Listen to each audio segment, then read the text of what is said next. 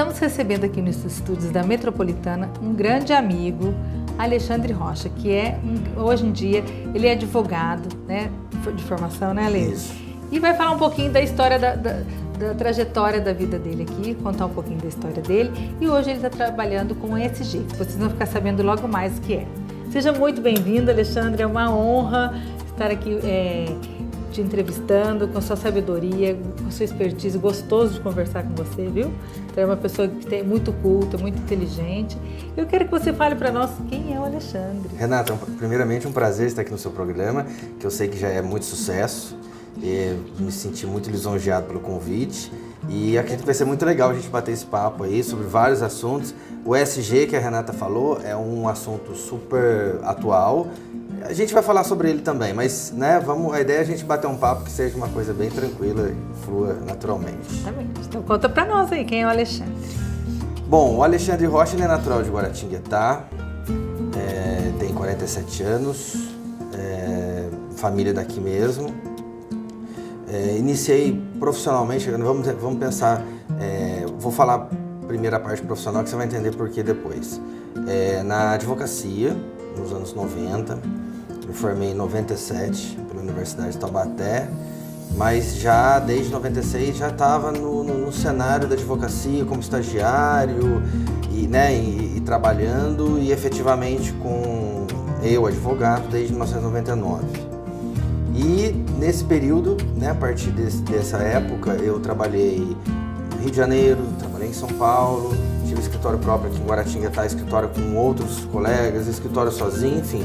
A gente vai fazendo várias modalidades dentro do cenário da advocacia. Trabalhei muito com direito de família, muito com direito militar, principalmente no comecinho da minha atuação. E a coisa foi caminhando, foi indo para a área empresarial, consultoria, parte mais civil. E num dado momento da minha vida, eu tive uma oportunidade de estar atuando na prefeitura de Guaratinguetá, logo quando o prefeito Marcos Oliva assumiu, ele ganhou a eleição.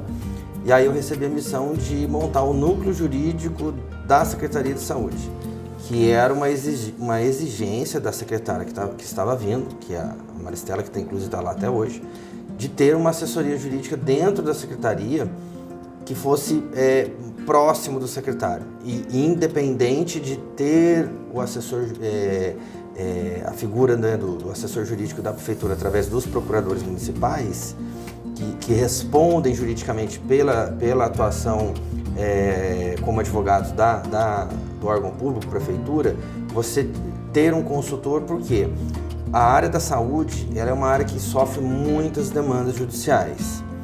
E isso é não só uma situação de Guaratinguetá, isso a nível Brasil. E também a nível Brasil, a necessidade de se entender do procurador municipal, quando ele recebe uma ação, ele buscar informações na secretaria, às vezes o funcionário da secretaria não entende a linguagem jurídica. Então precisa fazer uma tradução e vice-versa. Alguém que pegue a linguagem da saúde e traduza para o jurídico. Então eu entrei para fazer esse meio de campo. Acabou que eu fui contaminado pela gestão de saúde, fiquei ali na secretaria por 2 anos e logo na sequência recebi o convite de ir desenvolver um trabalho junto ao Hospital Maternidade Frei Galvão, na área de gestão de relacionamento comercial, representando o hospital, levando os serviços, a imagem do hospital na região do Vale do Paraíba, Vale Histórico, Sul de Minas, Sul Fluminense, que seria a área de atuação do hospital. E ali eu fiquei por praticamente 4 anos, quase 4 anos. E desde janeiro desse ano eu estou num novo projeto, Eu estou representando uma empresa de Chapecó chamada Servioeste, que é um grupo, na verdade, Eles são 15 unidades pelo país, desde Santa Catarina, que é onde fica a matriz, tem em Rio Grande do Sul, Paraná, São Paulo, Rio de Janeiro e Minas Gerais. Na área de gestão de resíduos de saúde, que também é uma área muito importante. E acabou que é o meu projeto atual, que eu estou desenvolvendo, representando eles aqui no Vale do Paraíba, de Queluz até Jacareí. Estamos aí com esses novos desafios. E aonde acabou linkando um pouco com uma formação que eu fiz em 2021 e 2022, um MBA. E lá no MBA se falava muito do ESG. E aí, eu entrando na atuação de gestão de resíduos, é um dos assuntos, né? A gente passeia muito ali nessa área, mas sem perder também o olhar em todas as outras áreas que eu atuei, porque acaba que tudo faz um mix, né? Tudo se completa. Então é isso, basicamente isso. Ale, que currículo, hein? Que bacana. E ainda é DJ, gente. Então, esqueceu disso? É o lado B, né? Conta que é o que eu ia falar no comecinho.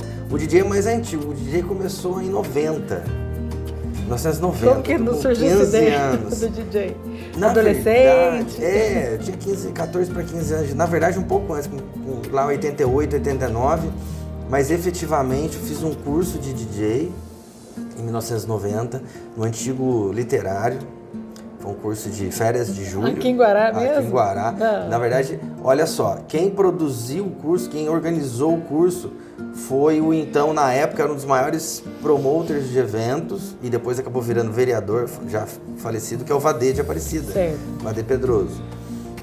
Mas na época ele era um dos maiores produtores de eventos da região. E ele organizou, ele trouxe os DJs, né? E organizou a turma. Curso tudo certinho, Ale? Com certificado, tudo. Você Ela aula 2 vezes por semana. Eu era da turma que era 2 vezes por semana, se não me engano era segunda e quarta noite, e tinha uma turma que era aos sábados. E foi um mês de curso praticamente, e desde ali nunca mais parei. Teve épocas que estava mais dedicado a isso, teve épocas menos dedicado, até por conta dessas outras atividades que eu mencionei, né? Tipo, na época de final de faculdade, prova da ordem, eu acabei dando uma afastada. Passei na OAB, voltei de novo. E aí a gente foi levando. Que legal, Ali. Você gostava? E aonde você apresentou? Você ia em festa? Era contratado? Eu era contratado, né? Eu comecei trabalhando numa equipe, a gente chamava de equipe de som que tinha na época, né? E que é a Star Som. Verdade. Pioneira aqui em Guará, né? Isso. Ela é a Som Laser e na época tinha a Som Cidade também, eram as 3. E fazia bailes no Itaguará, no Comercial em Lorena, no Moarama de Aparecida, no Casus e no Casof lá dentro da Escola Especialista de Aeronáutica. Eram os bailes, né, que tinha. Na sequência, eu acho que foi em 92, eu fui trabalhar na Roldon, que foi uma boate que teve aqui em Guará. É verdade. Uma casa noturna. Fiquei lá 1 ano e pouco, mais ou menos. Aí a casa fechou, voltei para Esterson e fiquei até mais ou menos, acredito que 95. Aí eu acabei me afastando por conta da faculdade. Início eu já estava fazendo faculdade. Entendi. E aí não estava dando para conciliar as duas coisas. É onde eu acabei dando uma afastada. E depois quando eu voltei, já acho que em 99, logo quando eu passei no exame da ordem, aí eu montei uma empresa minha. De DJ? De DJ. Na verdade, sonorização de eventos, né? Tá. O DJ é um dos trabalhos ali. E é uma coisa que eu carrego comigo, como eu falei, já foi vamos dizer assim, meu plano A em alguns momentos.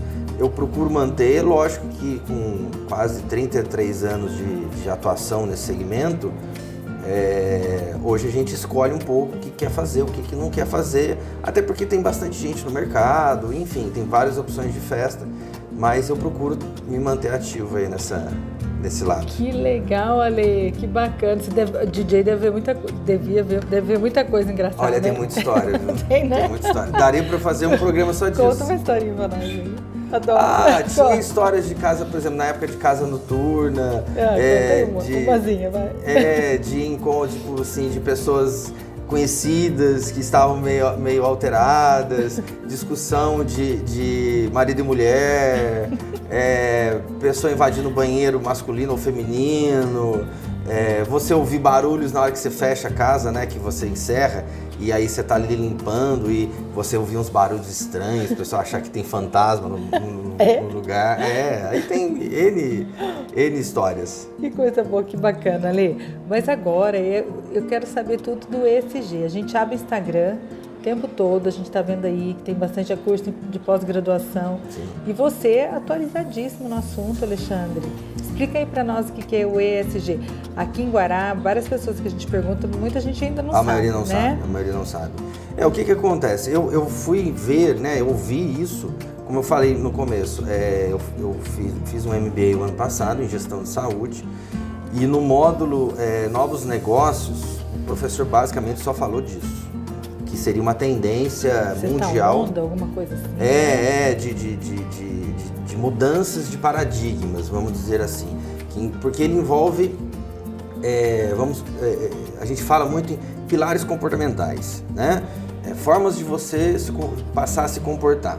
Então vamos lá, vamos começar pelo começo. O que é o ESG? O ESG é uma sigla em inglês, né, abreviado, que o E é Environment, Social and Governance, que é sustentabilidade, social e governança. Então nada mais é do que você reúne pilares de conduta, e esses pilares de conduta ele pode ser tanto, mas principalmente na esfera corporativa, né, nas indústrias, no comércio, nos governos e na sociedade como um todo. Ele surgiu, a primeira vez que se falou em ESG foi mais ou menos na virada do século, nos anos 2000, onde vamos dizer assim, não foi bem a União Europeia, mas vamos pensar que fosse as indústrias, as grandes multinacionais europeias, eles começaram a fazer um olhar para si do tipo, bom, nós chegamos aqui no novo século, o que nós fizemos com o planeta até agora para chegar até aqui? O que nós fizemos com as pessoas para chegar até agora? E o que nós queremos fazer daqui para frente? Porque você tinha várias situações acontecendo. Quando a gente fala no ESG, envolve muito a questão do meio ambiente, mas não é só isso, tá? Eu vou citar o meio ambiente, mas a gente vai desenvolver outros pilares também. Porque o meio ambiente acabou tendo muita vitrine. As grandes mudanças climáticas que a gente vem passando todos os anos, ou você tem os invernos e o verão muito acentuados, ou você tem uma mistura, né? No verão faz frio, no inverno faz calor, tá tudo meio bagunçado, ou potencializa ou tá bagunçado, porque você tem aqueles efeitos, laninha, El Ninho e tudo mais. Então o que acontece? Bom, quando eu tenho um impacto no meio ambiente, numa cadeia produtiva, isso atrapalha a cadeia produtiva. Se eu começo a ter muita nevasca, por exemplo, nos países mais ao norte, o funcionário não vai trabalhar. O funcionário não indo trabalhar é um dia não produtivo, certo? Isso é a mesma coisa aqui. Se eu começo a ter muita seca, para quem depende, vamos pensar no agronegócio, na questão da alimentação, você começa a ter pouca oferta e muita demanda. Né? Muita gente querendo comer, precisando comer, e pouca oferta de alimento. Aumenta o valor do alimento. Por que isso estava acontecendo? Então, se passou a fazer uma análise sobre isso. E em 2004, saiu um relatório da ONU sobre isso. Já a nível de governos, né? de planeta. E aí começou a se traçar essas regras de conduta, onde eu tenho que, primeiro, porque até então nós vínhamos num modelo extrativista. O ser humano só tirava da natureza. O que eu estava devolvendo para ela? E além de devolver, o que eu estava fazendo para não precisar tirar mais, para manter, para fazer com que ela conseguisse se restabelecer. E aí vamos falar um pouco do ser humano, do S, do social. Você sabe qual o conjunto hoje de, vamos pensar assim, de patologias que assolam a humanidade? Vou dar uma dica, não é a Covid. Uma doença, né, no caso? Na verdade, é um grupo. Obesidade? Não. Tá ligado, mas não é. Diabetes? Doenças mentais. É verdade. É a mazela do século XXI. Por quê? Vamos falar, grosso modo, o ser humano entrou no século XXI, o ser humano está espanando.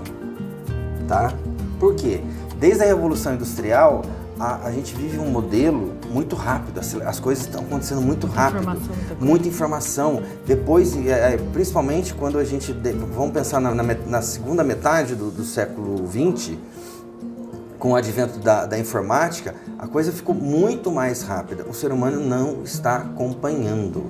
Quando eu digo ser humano, a nossa capacidade, né, do ser humano enquanto animal, ser que vive, que anda, que dorme, que come, que se relaciona. Então ele está espanando. Ele entrou num modelo de virada de século que ele não está aguentando, ele não está dando conta. Então hoje a maior parte das doenças são as doenças mentais. Né? Depressão. Hoje você tem alto índice de suicídio na infância. As pessoas estão entrando em crise do pânico, né? várias patologias ligadas à depressão. Por quê? Porque a sociedade cobra cada vez mais do ser humano, ele não está aguentando. Então, o social, ele vem, empresa, o que eu faço para ajudar o meu colaborador para que ele me ajude? Porque salário, ok, ele trabalha, ele recebe, mas vamos além disso. Cuidar dele. Né? Porque se ele começa a ter esses problemas, ele vai começar a faltar. Então ele vai deixar de ser produtivo. Então gira uma cadeia viciosa onde a saúde do meu colaborador é essencial para o sucesso da minha empresa, do meu negócio. Mas não é só a saúde física, a saúde mental. E a saúde mental, ela envolve tanto ele, a família dele e o meio onde ele está inserido. Vou dar um exemplo para você. Hoje muitas empresas, eles fazem uma contrapartida para a sociedade. Como? Ela investe numa creche no bairro, ela investe em plantio de árvore, ela investe em ações sociais. E eu não preciso ir muito longe. A gente tem um case que eu não me recordo agora se foi em 2016 ou 2017 que eles começaram isso.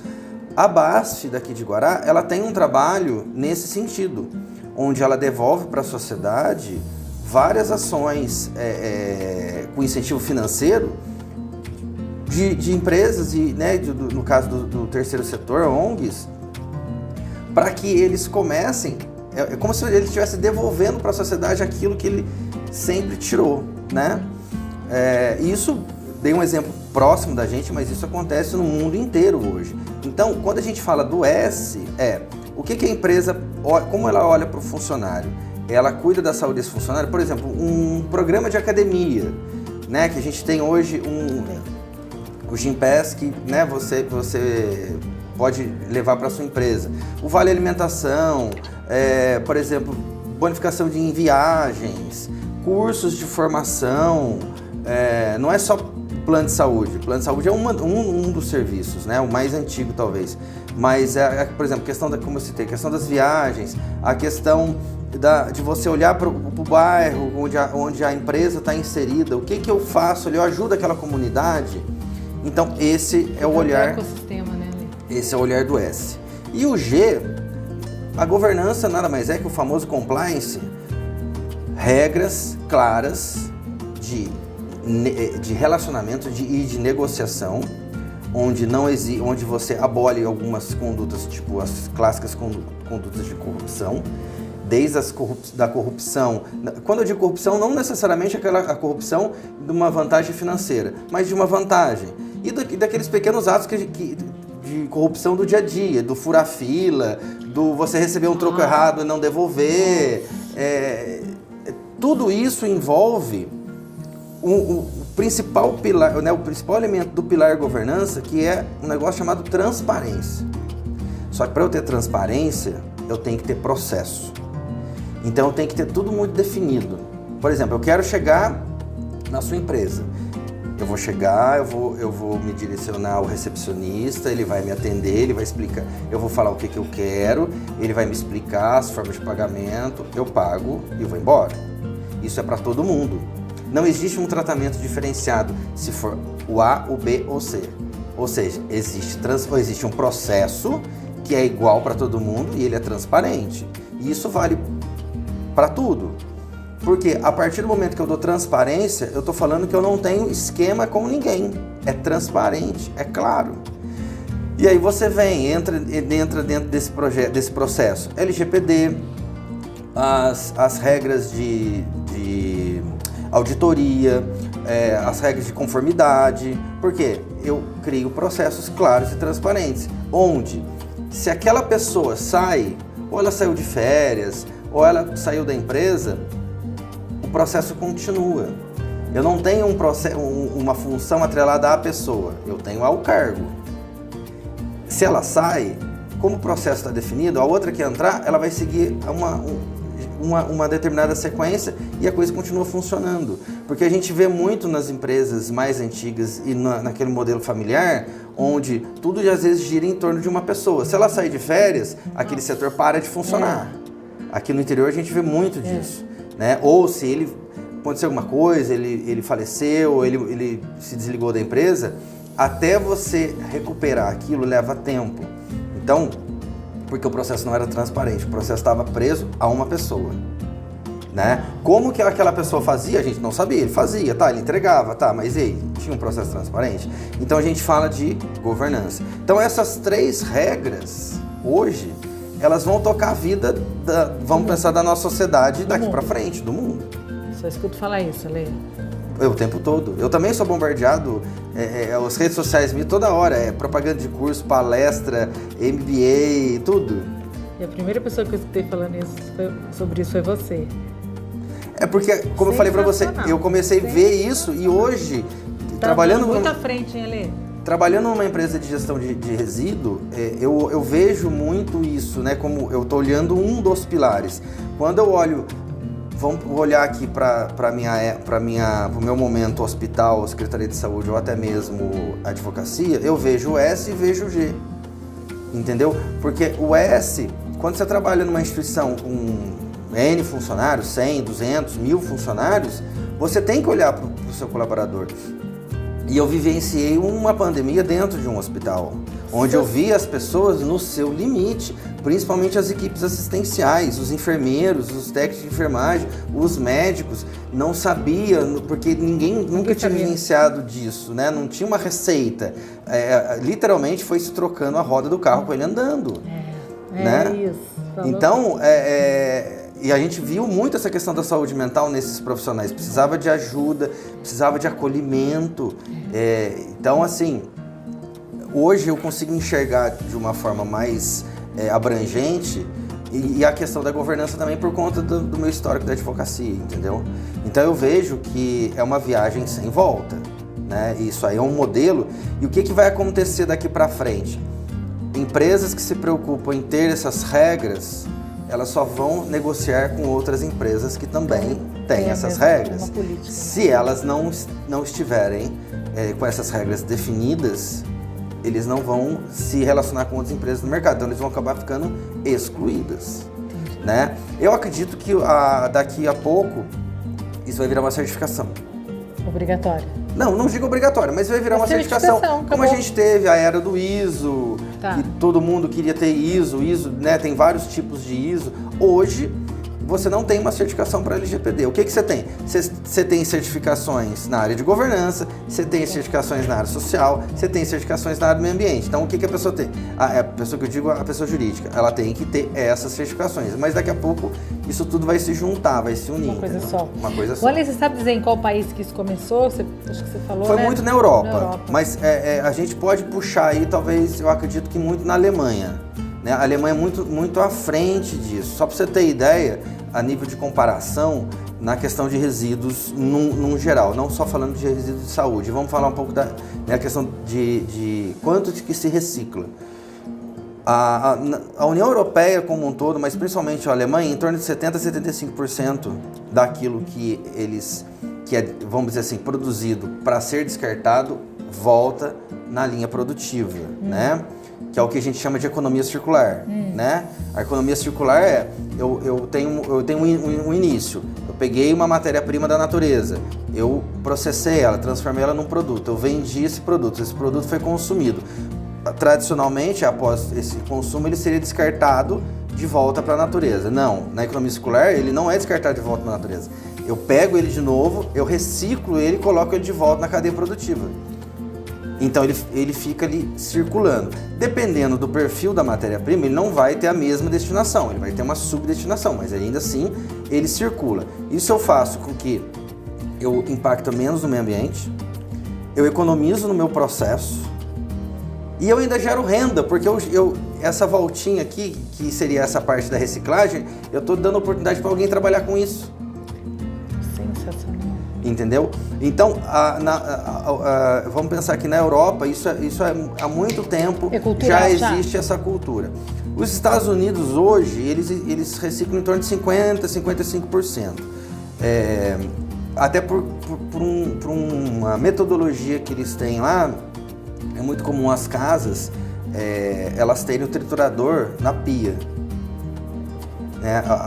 Ali o ralo da pia, ele tem um triturador ali. Então, muitas coisas ali que talvez nós pudéssemos reciclar, eles já trituram, principalmente a matéria orgânica, e vai para a rede de esgoto. Mas hoje eles em torno de 50% no geral. O Brasil está em torno de 3%. Aí eu ia perguntar isso, que é mesmo ali. E aí eu falo para você, recentemente a gente teve um indicador aí, que acho que foi no mês de maio ou abril, se não me engano, a indústria do alumínio no Brasil ela conseguiu reciclar 100%. 100% daquilo que ela produziu, ela conseguiu reciclar. Uau, que bom. Entendeu? E isso, o impacto para o meio ambiente, isso aí é fantástico. Entendeu? Porque aquela matéria, literalmente ela entrou na economia circular. E eu falo que no Brasil a gente enterra dinheiro, todo dia. Todo dia. O dia que o coletor lá de lixo recolhe, ele enterra dinheiro, porque você tem ali muita coisa que poderia ser reciclada. Mas aí é um outro podcast pra gente falar sobre isso. Estou encantada aqui, encantada. Todo mundo tem que assistir essas informações muito ricas. Nossa, sensacional, parabéns. A gente estava aqui conversando, né? Ai, ESG. Então a gente precisa levar essa informação, né? Eu acho que ele vai começar a caminhar. Infelizmente, as coisas no Brasil, elas só acontecem quando às vezes dói no bolso. Isso eu acompanhei muito, vou dar um exemplo da LGPD, porque eu vi lá atrás as discussões, até por conta da área jurídica, e eu sempre fui muito envolvido na área de informática, trabalhei em alguns momentos da minha vida com cursos de Windows, pra você ter ideia, eu dava curso de Windows 95 quando lançou o Windows 95. Então, o cara, né, tá muito além, sensacional. Aí, então eu via as necessidades que tinha de ter uma legislação que protegia os dados, né? Você já enxergava isso? Não, eu vivenciava isso na advocacia, entendeu? E a gente vivenciava... Porque era tudo muito solto. Não, totalmente, não tinha controle nenhum. E você vê isso, né?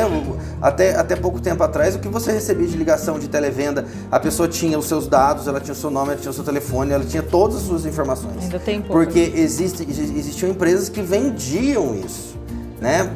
Por exemplo, eu sou uma empresa de telefonia, eu tenho um cadastro. Eu já usei aquele cadastro, eu vendo para uma rede loja aquele meu cadastro. E a rede loja começa a te ligar. Ou vendo para a empresa de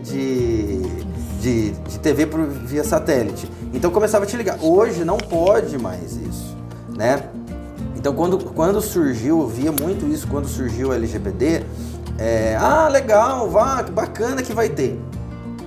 Quando começou a entrar, se não me engano foi setembro do ano passado, agosto do ano passado, que começou a entrar o risco de multa, aí o pessoal começou a se mover. A se adequar, a começar a correr. Por quê? A ação judicial, desde quando saiu a lei, em 2020, já corria esse risco. Mas como ela teve uma vacância de aplicação, ela passou a entrar em vigor em 2021 e a partir de 2022 começou a poder incidir multa. Mas a ação judicial já poderia acontecer. Mas a multa ela veio através de uma agência reguladora que foi criada exatamente para fiscalizar o setor. Do mesmo jeito que você tem as agências reguladoras de água, de energia, de telefonia, agora você tem a agência reguladora de dados. Por quê? Porque era uma bagunça, né? O famoso samba do crioulo doido o negócio. Porque os seus dados, teve até alguns bancos que fizeram umas propagandas que eu achei bem interessante. Por exemplo, a pessoa estava com o CPF dela pintar escrito na camiseta. Falei, oi, olá, tudo bem? Eu sou fulano. Eu falava o número do seu CPF. Falei assim, não, mas esse é o meu CPF. Sim, eu sou você. Por quê? Porque o CPF dele tava rodando para todo mundo, entendeu? Estava do crioulo doido mesmo ali. E não pode, seus dados. E dentro da LGPD tem os dados sensíveis, que é, por exemplo, a sua etnia, a sua religião, os dados pessoais, nome, endereço, RG, CPF, enfim. Então, tem que haver uma proteção. Acho que demorou para o Brasil ter esse tipo de controle. Outros países já tinham muito tempo? Já, sempre teve. A gente, infelizmente, nisso, em algumas coisas a gente caminha junto, em algumas coisas um pouco mais atrasadas, mas em vários outros já começava já com essa questão da fiscalização. O Brasil foi uma coisa mais lenta nesse processo. Eu acredito que agora as pessoas comecem a se preocupar mais. E isso já vai começar a acontecer com as questões que envolvem a ESG. Nossa, muito legal. Que assunto bacana. Olha, estou encantada aqui. Eu quero que todo mundo assista o nosso Metrocast ali, porque informações muito importantes, né? E quando você pergunta para pessoas, sabe o que é SG? Bastante pessoas, ninguém sabe.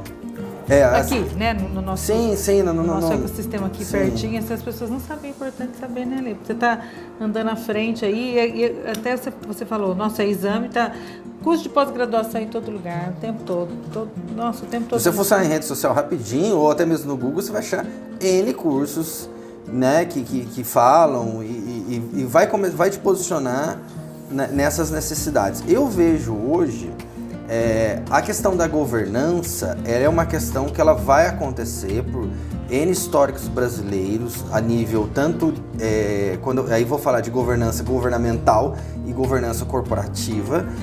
Você tem que ter metodologias claras, processos definidos e transparentes. Isso é uma coisa que a gente já estava vivenciando. Agora, o olhar para o ser humano e o olhar para o meio ambiente, a gente está atrasado. A gente está muito atrasado. Uma coisa que eu comentei há pouco tempo atrás, numa roda de amigos, lá no final dos anos 90, a gente falava, olha, o século XXI está chegando, o futuro está aí, o futuro dos nossos filhos, dos nossos netos. Quando a gente falava futuro, parecia algo distante. O futuro está aqui, é hoje, nós estamos vivendo o futuro. Né? Existe o carro que voa, existe o carro que anda sozinho, você tem a casa que fala com você, né? Indústria 4.0, a inteligência artificial. Então, o futuro chegou. Só que com ele veio a conta. A natureza, ela está te entregando a conta toda virada de ano, toda mudança climática, ela está te entregando a conta. E quando eu digo entregando a você, é nós todos, né? A sociedade, o planeta como um todo. Não adianta chorar. Não adianta. E assim, o planeta, ele é uma casca, né? uma coisa fechada, né? A gente vive dentro de uma atmosfera. Então, o que eu faço aqui na Amazônia reflete lá na Alemanha. E o que a Alemanha faz lá, reflete aqui em São Paulo. Lá não é problema meu, Não, reflete. A nível de meio ambiente e a nível econômico, tudo. Impressionante, né? O mundo, ele ficou pequeno. Então, não tem como você ignorar, isso não é problema meu. Exatamente. Qualquer coisa que acontece com o vizinho é problema da gente, né? Exatamente. E o social que eu falo para você, essa questão das pessoas, né? Eu acho que a gente tem que olhar muito para as pessoas, tanto que o que mais vai ter alguma experiência agora no Brasil da questão da redução do dia comercial para 4 dias, né? Eu vi mesmo, verdade mesmo? Verdade. Não, isso já aconteceu na Europa. E aí? E 3 dias fica fazendo o quê? Não. Você vai produzir... você tem que produzir. O que você produz em 5, você vai produzir em 4. E as pessoas, as experiências que vieram lá fora, gostaram. Só que esse terceiro dia, ele está sendo olhado... né? Ainda existe uma interrogação. Num primeiro momento, você vai pensar, eu ganhei mais um dia no final de semana. Mas, na verdade, o que se fala muito é que esse dia seja o dia da pessoa. Porque muitas das vezes o final de semana é da família. Esse dia vai ser o dia que você vai no médico. O dia de princesa. O dia que você vai conseguir no banco, se cuidar. entendeu? É o dia da pessoa. Será que a gente vai conseguir? Não sei. Escutei mesmo isso, falei, acho que é mentira que eu tô Não, escutando. vai Isso ter. É verdade? Vai, principalmente startups, tem várias já. A gente vê, né, que eles falam assim, né, não interessa o tempo que você trabalhar, entrega o que você tem que entregar, né? Sim, Essa sim. é a cultura já, né? E isso acelerou muito na pandemia, no modelo do home office e agora no modelo híbrido, acelerou demais isso.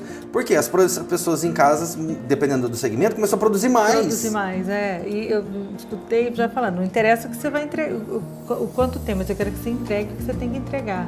Né? E isso já está acontecendo mesmo, né? É o S, eu estou olhando o S. Inclusive, eles querem que as pessoas estejam felizes, querem que as pessoas levem os animais de estimação, que brinquem, né? Sabia que tem lugar que tem pula-pula? Tem. Se você pegar as empresas de tecnologia, então, todas são muito assim. Muito bacana, porque, né? Principalmente as empresas que trabalham com criatividade.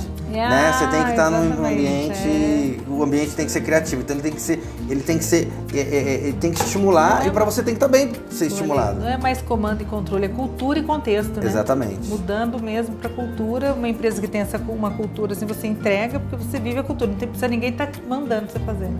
Você vai e faz o que tem que ser feito. E é interligado, né? Não tem mais essa questão, não, fulano faz tal coisa, não, fulano, isso aqui é com tal setor, isso aqui é com tal fulano, não existe mais isso. Tá acabando, né? A empresa, a instituição, o governo é um todo, é um todo.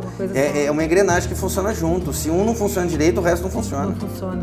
Meu, Ale, tô muito feliz aqui com você. Obrigado. O Metrocast a gente vai ter que acabar, que o Bruno já apareceu ali mostrando que tem que acabar o Metrocast. Mas nossa, eu quero agradecer rapidinho, né? Sensacional, muito rápido. Muito bacana. Nossa, tô encantada, adoro. Eu quero agradecer aqui, vocês não percam, gente, sensacional. Ó, manda para todo mundo. O que o Alexandre Rocha falou aqui hoje é uma riqueza muito grande. Ele resumiu uma coisa assim muito bacana. Olha, fiz pós-graduação em business e o que ele falou aqui agora assim, é um resumão de muita coisa que eu aprendi, viu, Ale? E muita coisa da atualidade, isso é muito importante. Então a gente está podendo trazer isso aí por... Pessoal aqui, vamos falar de Guaratinguetá, mas para todo mundo aí que estiver escutando, é uma riqueza muito grande. Muito obrigada. Eu que agradeço, uma alegria. Eu já vou te arrastar para umas palestras aqui. Peraí que a gente já vai conversar, tá bom? Tá joia. Obrigada e até a próxima, gente. Ó, valeu, ele vai embora também, porque hoje é dia dos namorados. Nós estamos gravando aqui no dia dos namorados. Ele falou, Renata, eu vou, mas eu preciso sair tal hora. Eu falei, então beleza, nós também. Né? Hoje é dia do amor, né, Lê? Sim. Tá aí, então. Valeu, obrigado. Valeu, obrigado, gente. É isso aí, tchau. Obrigado.